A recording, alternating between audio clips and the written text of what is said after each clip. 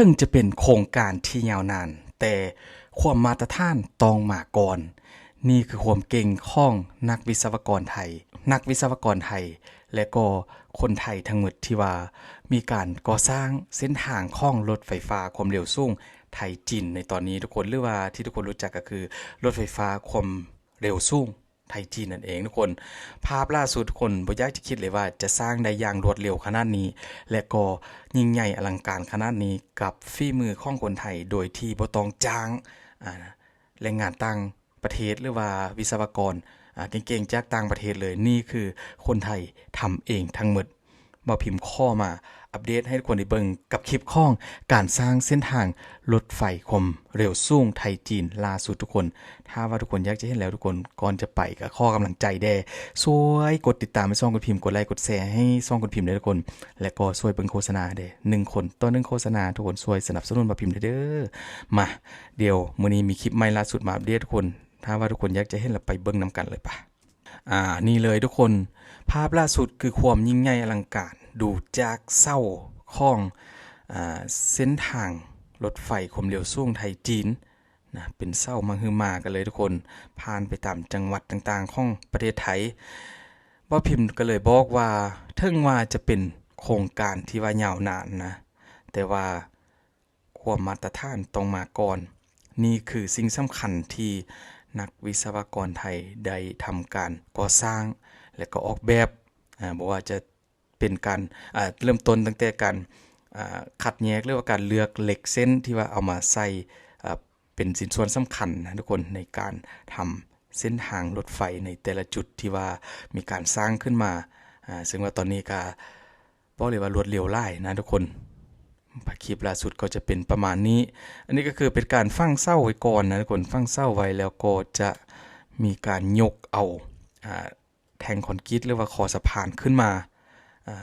ยกใส่ทับใส่อีกตึมครั้งหนึ่ง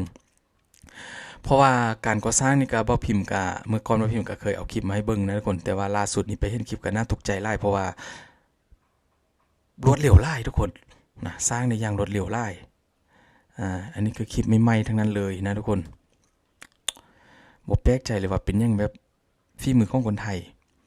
คือที่1ในโลกอยู่แล้วนะทุกคนในหลายๆด้าน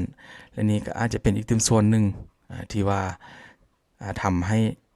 หลายๆคนได้เห็นนะนักคนทั่วประเทศได้เห็นแล้วก็ต่างประเทศได้เห็นทุกคนกับการก่อสร้างเส้นทางรถไฟความเร็วสูงโดยคนไทยเองคือที่พ่อพิมพ์ฮู้มาก็อุปกรณ์บางอย่างก็อาจจะมาจากจีนนะคือแบบเขียนก็อย่างนี้ก็มาจากจีนได้แล้วก็มีของไทยได้แต่ว่าพ่อพิมพ์อยากจะมาเน้นย้ำนี่คือเรื่องของนักวิศวกรไทยนะกับคนออกแบบแล้วก็คนคุมงานคนก่อสร้างแรงงานคือใส่ของไทยทั้งหมดเลยอันนี้คือสิ่งที่ว่า Amazing หลายทุกคนผ่านไรนาไรซ้ำปะลั่งผ่านส่วนของประชาชนนะถ้าว่าทำเสร็จมาบ่พิมพ์บ่อยากจะคิดเลยทุกคนนี่คือเส้นทางรถไฟความเร็วสูงที่ยาวที่สุดและก็ใหญ่ที่สุดในประเทศไทยนี่ท่ามกลางสายฝนทุกคนมีหลายจุดหลายสถานที่เลยมื้อนี้มารวบรวมให้ทุกคนได้เบิ่งได้เห็นนะทุกคนกับคลิปล่าสุดว่าเขาสร้างไปถึงที่ไหนแล้วก็นี้เลยแหละนะมีการฝังเส้าไปเรื่อยๆแล้วก็ยกคานคอนกรีตนะทุกคนขึ้นไปใส่หย่องใส่กับเส้านี่คือคนงานไทยทั้งหมดเลยนะทุกคนที่ทุกคนเห็นแบบอยู่ในคลิปนี้ทุกคนแม่นแต่คนเก่งๆทั้งนั้นเลยขั้นตอนการยกก็บ่แม่นง่ายๆทุกคนนี่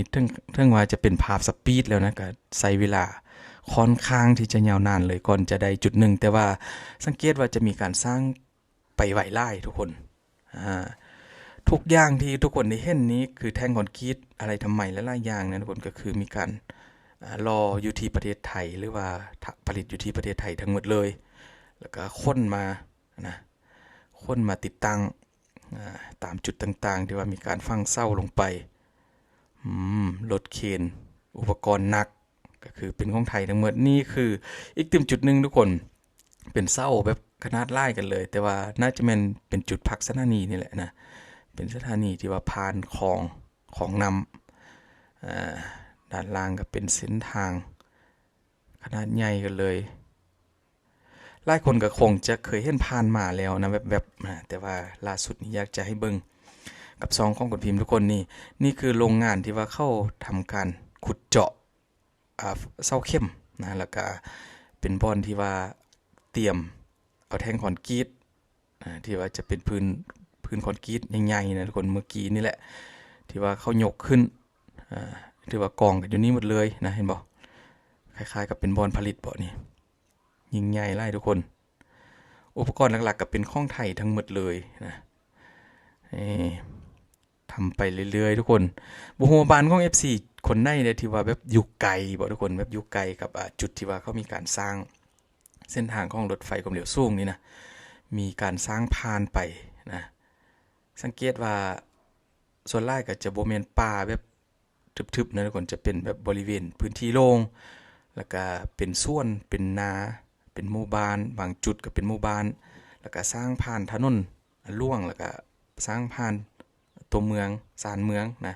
กับเส้นทางของรถไฟความเร็วสูงไทยจีนที่ว่ามีการสร้างขึ้นบ่มีวันหยุดกับฝีมือของสร้างไทยคนไทยทั้งหมดนี่บ่พิมพ์ต้องขอชื่นชมจริงๆนะคนเก่งหลายดูจักเศร้าทุกคนโอ้ยใหญ่มากรถเข็นว่าใหญ่เราเจอเศร้าของเส้นทางรถไฟเข้าไปยิ่งใหญ่มาเบิ่งภาพมุมสูงคนกับการเทคอนกรีตใส่คานสะพานนะอันนี้แบบเขาเทขึ้นด้านบนเลยนะทุกคนบ่ได้ยกแทงคอนกรีตสำเร็จรูปขึ้นแต่ว่าจะมีรถปูนมาเทคอนกรีตก็ถือว่าทำได้หลายแบบนะเหล็กเยอะมากทุกคนเบิ่งจากภาพมุมสูงที่ว่าเห็นเหล็กที่ว่าเขาใส่เหล็กเส้นเข้าไปโอ้โหมีไพ่โฮด้วยทุกคนกับงบประมาณ ที่ว่าจะสร้างเสร็จบ่พิมพ์ว่าน่าจะงบจะบานนะทุกคนคงจะกำหนดค่อนข้างจะยากเพราะว่ามันสร้างไปยาวซะเหลือเกินแล้วก็ยิ่งใหญ่นี่จุดนี้ก็ผ่านเข้ามาตัวเมืองเลยทุกคนผ่านเส้นทางยกระดับแล้วก็ผ่านหมู่บ้านโอ้โหเจริญจริงๆทุกคนบ่พิมพ์เสื้อว่าอย่างอีกตึมบกกี่ปีนะพี่น้องชาวไทยก็คงจะได้นั่งรถไฟความเร็วสูงไทยจีนที่ว่ากำลังจะเสร็จกันแล้วตอนนี้ก็หลายคนก็คงจะรอท่าแบบใจจดใจจ่อมีบางคนก็บอกว่าสร้างนานแล้วยังบ่เสร็จนะแต่ว่าบ่พิมพ์ก็ว่าก็บ่แปลกนะคนเพราะว่ามันเป็นโครงการที่ว่าใหญ่ยาวใหญ่ยาวต้องได้ใช้ระยะเวลาในการสร้างนี่สังเกตเลยทุกคนเทียบใส่คนกับเสานะกับคานสะพานที่ว่ายกขึ้นไปนั้นทุกคนเล็กนิดเดียวอันนี้เขาเรียกเป็นแบบรถไฟคู่ขนานได้บ่ทุกคนแบบวิ่งสวนกันไปได้บ่นี่เพราะว่าเบิ่งแล้วมันเป็นแบบเส้นทางใหญ่นะเพราะพี่ว่าน่าจะวิ่งสวนกันได้เพราะว่าอยู่ที่เมืองไทยก็มีแบบรถไฟคู่รางคู่รถไฟคู่ขนานใช่มั้ยแล้วก็เป็นรถไฟความเร็วสูงไทยจีนแบบนี้มาเบิ่งภาพด้านข้างทุกคนอันนี้ก็ใกล้จะเสื่อมจอดหากันแล้วอย่างอีกประมาณสัก 4-5 เส้านะใกล้จะถึงแล้วทุกคน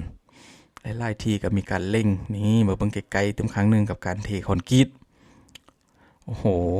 เจริญมากทุกคนอันนี้เหมือนกับทำเป็นเส้นทางของรถยนต์บ่คล้ายๆใหญ่แฮงทุกคนอาคารสถานีโอ้โหเสาเยอะมากพี่น้องเสาเยอะจริงๆงบมหาศาลกับการทุ่มใส่กับการพัฒนาความเจริญให้กับประเทศไทยทำเสร็จมาหลายคนก็คงจะยักนั่ง สักครั้งในชีวิตพอนั่งเครื่องบินก็อาจจะเบื่อกันแล้วต่อไปก็ลองมานั่งรถไฟฟ้าความเร็วสูงกันเบิ่งนะถ้าว่าสร้างเสร็จมาอันนี้ก็บ่พิมพ์ก็ต้องขอชื่นชมอีกเต็มครั้งนึงแล้วก็ขอแสดงความยินดีนะกับพี่น้องชาวไทยที่ว่ามีคนไทยเก่งๆนักวิศวกรไทยเก่งๆที่ว่าช่วยพัฒนาแล้วก็สร้างบ้านเมืองของตัวเองให้เจริญอยู่ตลอดโดยที่บ่จำเป็นต้องจ้างนะนักวิชาการหรือ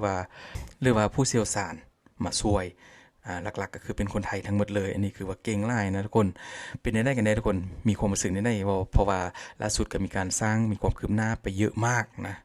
ถือว่าไกลจะเสร็จสมบูรณ์แล้วแหละแต่ว่าก็ยังอีกหลายทีอยู่นะอันนี้เป็นเพียงบางคลิปที่บ่พิมพ์มาให้เบิ่งทุกคนอย่าลืมกันถ้าว่ามักก็ช่วยกดติดตามแล้วก็